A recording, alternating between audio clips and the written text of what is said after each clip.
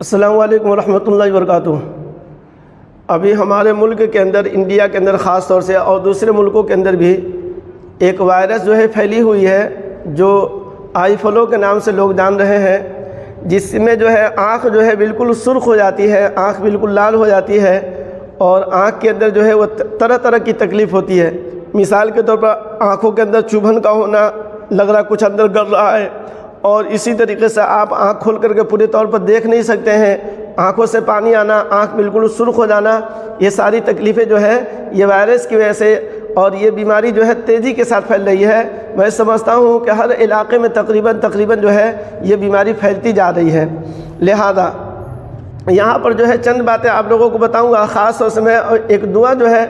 3 دعائیں جو ہے آپ لوگوں کو میں بتانا چاہتا ہوں۔ چونکہ جو ہے ہم لوگ ایمان والے ہیں، سب سے پہلے جو ہے ہم اپنا تعلق جو ہے اللہ سے جوڑتے ہیں، کہ اس لیے کہ اللہ تبارک و تعالیٰ کے قبض قدرت میں سب کچھ ہے، تو لہٰذا دنیاوی اعتبار سے بھی اور اسی طریقے سے اخروی اعتبار سے، ہر 2 اعتبار سے ہمیں تدبیر اختیار کرنی چاہیے، تاکہ جو ہے ہم ہر اعتبار سے، یعنی دنیا کے اعتبار سے بھی فائدے میں رہے کہ صحت مل جائے، اور آخرت کے اعتبار سے بھی ہمیں بھی نیکی مل جائے۔ چونکہ اللہ کے رسول صلی اللہ علیہ وسلم یا قرآن کی جو دعا ہے یا اللہ کے رسول صلی اللہ علیہ وسلم کی دعائیں ہیں، اس دعا کا پڑھنے کا مطلب ہے کہ انشاءاللہ اس پر ہمیں نیکی بھی ملے گی، اس پر ثواب بھی ملے گا، اور انشاءاللہ دنیا کا بھی فائدہ ہوگا۔ تو لہذا ایک بات تو آپ لوگوں کو میں یہ بتاتا چلوں کہ میڈیکل سائنس والے کا کہنا یہ ہے کہ یہ بیماری جو ہے، یہ مرض جو ہے ایک وائرس کی شکل میں ہے جو پھیلی ہوئی ہے۔ کیا ہے؟ چونکہ یہ ہوا ہے تو آدمی کو ہوا کو دیکھ کر کے آدمی پتہ نہیں لگا سکتا ہے کہ آخر یہ وائرس ہے کیا۔ جیسے کرونا وائرس کے بارے میں لوگ سن رہے تھے، یہ وائرس تیزی کے ساتھ پھیل رہا، لیکن کہیں پتہ چلے کہ یہ وائرس کس طرح تھا، آدمی اس کی دفاع کی کوشش کرتا۔ تو بہرحال یہاں پر صرف آپ لوگوں کو یہ بتاتا چلوں کہ میڈیکل سائنس والے کا کہنا یہ ہے کہ یہ مرض جو ہے عام طور پر موبائل کے زیادہ استعمال کرنے کی وجہ سے، اور یہ کھلی ہوئی بات ہے کہ آج کے دور میں جو ہے ہر کوئی جو ہے موبائل جو ہے 2 گھنٹہ 4 گھنٹہ 5 گھنٹہ 10 گھنٹے، بعض تو ایسے بھی آپ کو ملیں گے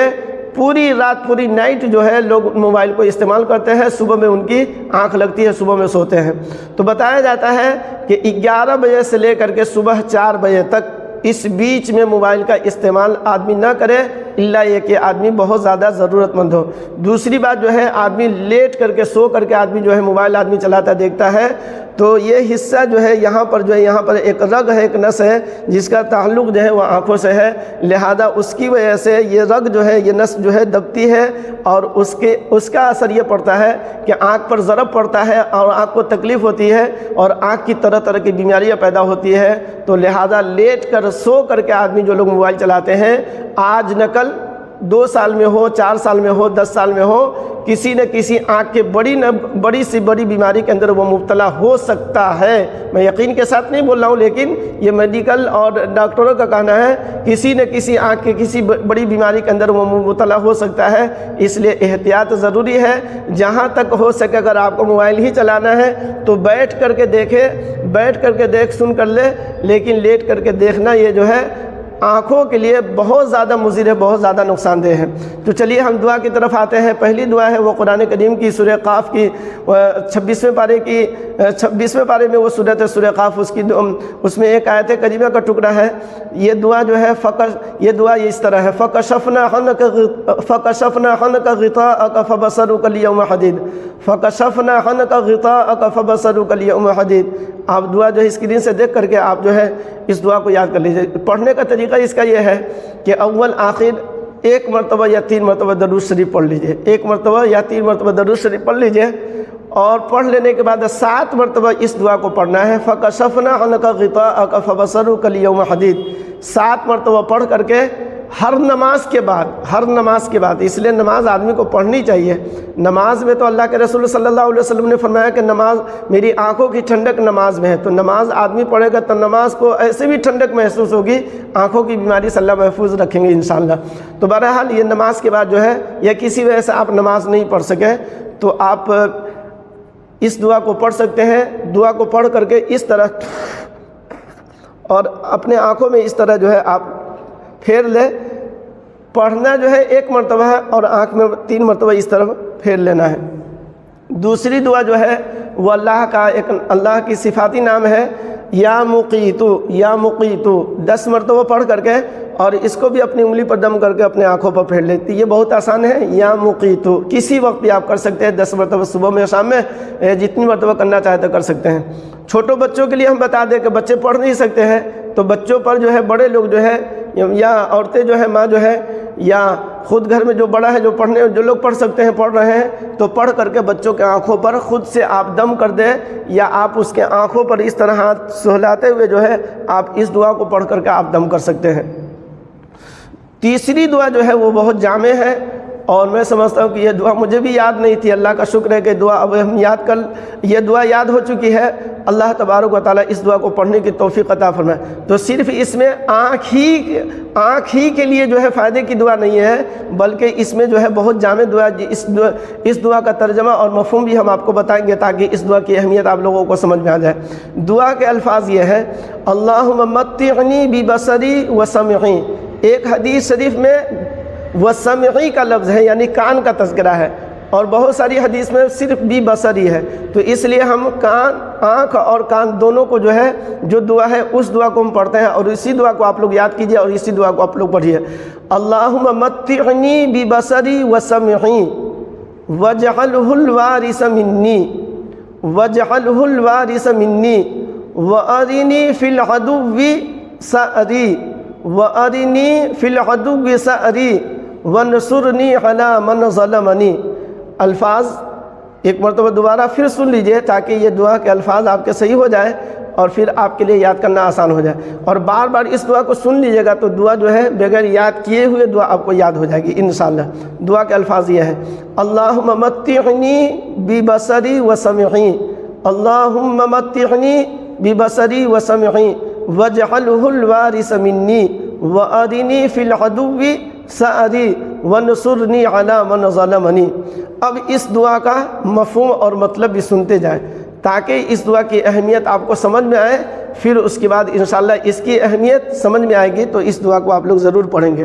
دعا کا مفہوم اور مطلب یہ ہے اے اللہ میری بینائی اور میری سنوائی یعنی دیکھنے کی جو قوت ہے, میری آنکھ کی روشنی اور کان کی سننے کی جو صلاحیت اور طاقت ہے, اس سے مجھے موت تک فائدہ اٹھانے کی مجھے موقع عطا فرما. یعنی میں ان آنکھوں سے اور ان کانوں سے, خاص طور سے آنکھ سے اور اس کان سے, اس حدیث شریف میں جو دعا مانگی گئی ہے, مرتے دم تک ہمیں فائدہ اٹھانے کی اے اللہ مجھے طاقت عطا فرما اور مجھے جو ہے میری آنکھوں کی بینائی کو باقی رکھ, میرے کان کی سنوائی کو سماعت کو سننے کی طاقت کو باقی رکھ کہ موت تک میں آنکھ کی روشنی سے اور نابینا ہونے سے, اندھا ہونے سے یا آنکھ کے کسی امراض سے, بیماری سے یا کان کے پردہ کے پھٹ جانے سے اور سننے میں دقت ہو, اس پریشانی سے اللہ ہم پناہ مانگتے ہیں, میری حفاظت فرما. یعنی کان اور آنکھ سے میں موت تک میں فائدہ اٹھاتا رہوں. پہلی جو دعا اللہم متعنی ببصری وسمعی کا مطلب واجعلہ الوارث منی, پورے کا مفہوم بتا دیں. وارنی فی العدو سأری. اور اسی طریقے سے دوسری دعا جو خاص طور سے اس میں مانگی گئی ہے اے اللہ جو میرا دشمن ہے, جو مجھ سے دشمنی کرتا ہے, مجھے پریشان کرتا ہے اور دشمنی کرنے میں وہ کسر کوئی چھوڑے ہوا نہیں ہے, ہر طرح سے میں اس سے پریشان ہوں. اے اللہ میرے دشمن سے آپ ہی انتقام لے لے, بدلہ لے لے اور میں اپنی ان آنکھوں سے دیکھ لوں کہ میرے دشمن سے آپ نے انتقام بدلہ لے لیا ہے. میں تو بدلہ نہیں سکتا ہوں اس لیے کہ میں کمزور ہوں, میری قوت نہیں, میری طاقت نہیں ہے, میں بے بس ہوں. اے اللہ آپ ہی میری طرف سے میرے دشمن سے آپ انتقام لے لے, بدلہ لے لے اور مجھے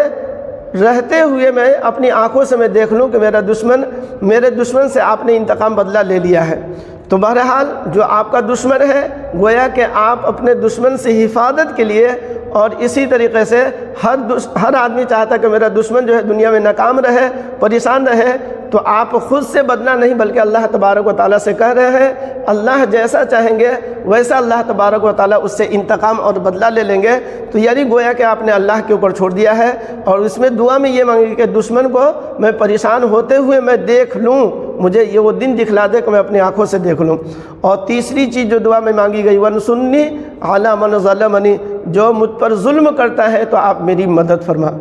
تو دیکھیے دشمن جو ہے دشمنی کر رہا ہے تو پریشان ہی کرے گا, کیا کرے گا, فائدہ تو نہیں پہنچائے گا. تو لہذا جب وہ ظالم جو ہے مجھ سے میرے اوپر ظلم کرے اور میرے اوپر زیادتی کرے، جب مجھے پریشان کرنے کی کوشش کرے، تو اس وقت میں آپ کی مدد کا محتاج ہوں، آپ اس وقت میری مدد فرما. تو دیکھیے آنکھوں کا فائدہ اس دعا میں، کانوں کا فائدہ، اور اسی طریقے سے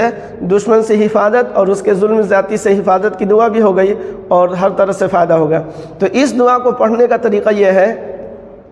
چونکہ حدیث میں تو صرف یہ دعا ذکر کی اللہ کے رسول صلی اللہ علیہ وسلم نے فرمایا، لیکن اس دعا کو پڑھنے کا طریقہ علماء فرماتے ہیں کہ اس دعا کو آدمی ایک مرتبہ ہو یا 3 مرتبہ آدمی پڑھ کر کے، اور آدمی اپنے آنکھوں پر آدمی اس طرح آدمی انگلی کو پھیرے اور اس طرح آدمی دعا پڑھتا رہے. یا دوسری شکل ہے کہ اسی طریقے سے آپ پڑھ کر کے آپ جو ہے سرما کی طرح اپنے آنکھوں کے اوپر پھیر لیں،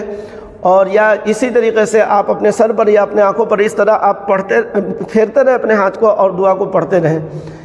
اور دوسرا بچوں کے لیے یہ ہے کہ بچے تو خود پڑھ نہیں سکتے ہیں، تو لہٰذا پڑھ کر کے بچے کے آنکھ کے اوپر دم کر دیا جائے، سر کے اوپر دم کر دیا جائے، تو انشاءاللہ بچوں کو بھی فائدہ ہوگا. تو اس ویڈیو کو آپ دیکھ رہے ہیں، سن رہے ہیں، تو اللہ کے واسطے آپ دوسروں کو بھی زیادہ سے زیادہ بھیج دیں، شیئر کر دیں، چونکہ دوسروں کو بھی آپ بھیجیں گے اس دعا سے انشاءاللہ دوسروں کو فائدہ ہوگا. تو گویا کہ آپ کے حق میں بھی اللہ تبارک دعا پڑھیں گے کوئی اور، پڑھنے والا دعا کوئی اور ہوگا، اور فائدہ آپ کو بھی ملے گا. تو اس لیے آپ بھی پڑھیے، دوسروں کو بھی، دوسرے لوگ بھی پڑھیں گے، اس سے فائدہ ہوگا. تو ہر طرح سے آپ کو بھی فائدہ ہوگا، ان کو بھی فائدہ ہوگا، کیونکہ اللہ کے رسول صلی اللہ علیہ وسلم کی بہت جامع دعا ہے اور بہت اچھی دعا ہے، اور اس دعا کو ہمیشہ پڑھیں. اور یہ مرض ہو یا نہ ہو اس سے کوئی بحث نہیں، مرض ہے پھر بھی پڑھیے، نہیں ہے پھر بھی پڑھیے، تاکہ جو ہے موت تک اللہ تبارک و تعالیٰ آپ کی آنکھ کی روشنی کو اور کان کے سننے کی صلاحیت کو اللہ باقی رکھے. اور اسی طریقے سے آپ کے جو دشمن ہے یا آپ کے اوپر ظلم کرتا ہے تو اس کے ظلم سے